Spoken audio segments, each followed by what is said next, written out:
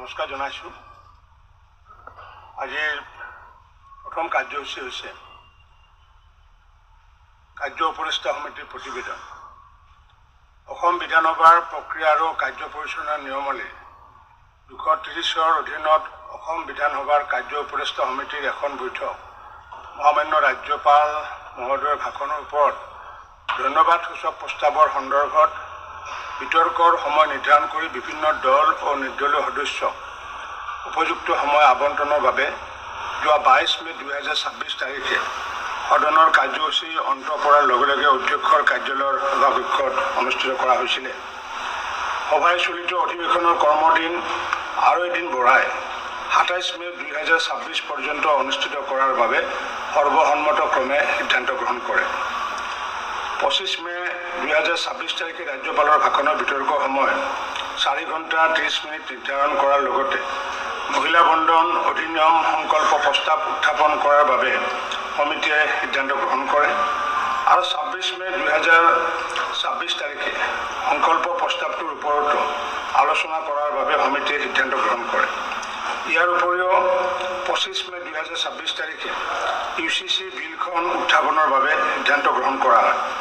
সভাত 27 মে 2026 তাৰিখে uniform civil code অৰ্থাৎ UCC বিলখন বিবেচনা আৰু পাৰিতকৰণৰ বাবে সিদ্ধান্ত গ্ৰহণ কৰাৰ লগতে সমিতিয়ে উক্ত দিনাই মৃত্যু প্ৰসংগ সন্দৰ্ভত উল্লেখ কৰাৰ বাবে সিদ্ধান্ত গ্ৰহণ কৰে। ৰাজ্যপালৰ ভাষণৰ ওপৰত ধন্যবাদ সূচক প্ৰস্তাৱৰ সন্দৰ্ভত বিতৰ্কৰ সময় দলে উল্লেখ কৰাৰ ধৰণে আবণ্টন দিয়া হয়।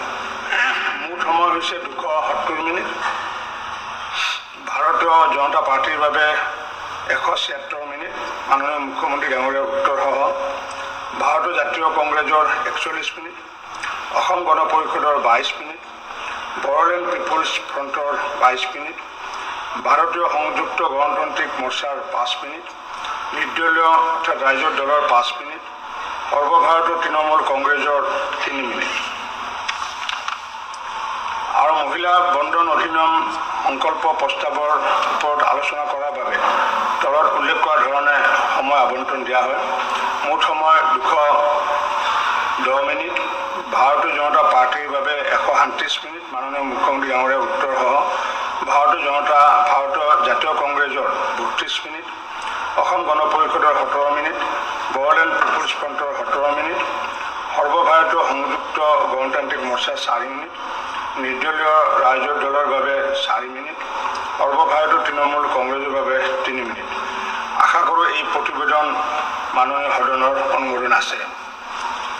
মই লগতে এটা আহ্বান জনাব বিচাৰিছোঁ, যিহেতু এইবাৰগৰাকীও নতুন বিধায়ক যিহেতু আমাৰ ইয়াতে আহিছে, গতিকে নতুন বিধায়কসকলৰ বিভিন্ন আকাংক্ষা লৈ পেলাই ইয়াতে আহিছে। সমষ্টিবাসী ৰাইজৰো তেওঁলোকৰ মনৰ কথানো কি উত্থাপন কৰে এই বিষয়ে সমষ্টিবাসী ৰাইজেও দৃষ্টি নিক্ষেপ কৰি আছে।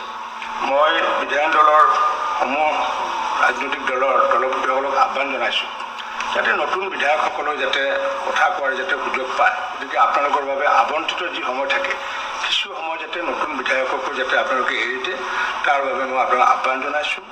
লগতে মহিলা বন্ধন যি আমাৰ বিলখন আনিব তাত যাতে মহিলাসকলক যাতে অংশগ্ৰহণ কৰাৰ সুযোগ দিয়ে তাৰ কাৰণে মই আহ্বান জনাইছোঁ। এতিয়া কাৰ্যসূচী নম্বৰ 2, মাননীয় মুখ্যমন্ত্ৰী ডক্টৰ হিমন্ত বিশ্ব শৰ্মা ডাঙৰীয়াই অসম তথ্য আয়োগৰ 224-25 বৰ্ষৰ বাৰ্ষিক প্ৰতিবেদনখন সদনত দাখিল কৰিব। মাননীয় অধ্যক্ষ মহোদয়, মাননীয় মুখ্যমন্ত্ৰী হৈ মই অসম তথ্য আয়োগৰ 2024-25 বৰ্ষৰ বাৰ্ষিক প্ৰতিবেদনখন সদনত দাখিল কৰিলোঁ। এতিয়া কাৰ্যসূচী নম্বৰ 3, মাননীয় মুখ্যমন্ত্ৰী ডক্টৰ হিমন্ত বিশ্ব শৰ্মা ডাঙৰীয়াই the uniform civil code Assam bill 2026 বিধেয়কখন উত্থাপন কৰিবলৈ সদনত অনুমতি বিচাৰিব। মাননীয় অধ্যক্ষ মহোদয়, মাননীয় মুখ্যমন্ত্ৰী হৈ আপোনাৰ অনুমতি সাপেক্ষে মই the uniform civil code Assam bill 2026 সদনত উত্থাপনৰ বাবে প্ৰস্তাৱ কৰিলোঁ। অধ্যক্ষ মহোদয়, এই বিলখন উত্থাপনৰ আগতে অসমৰ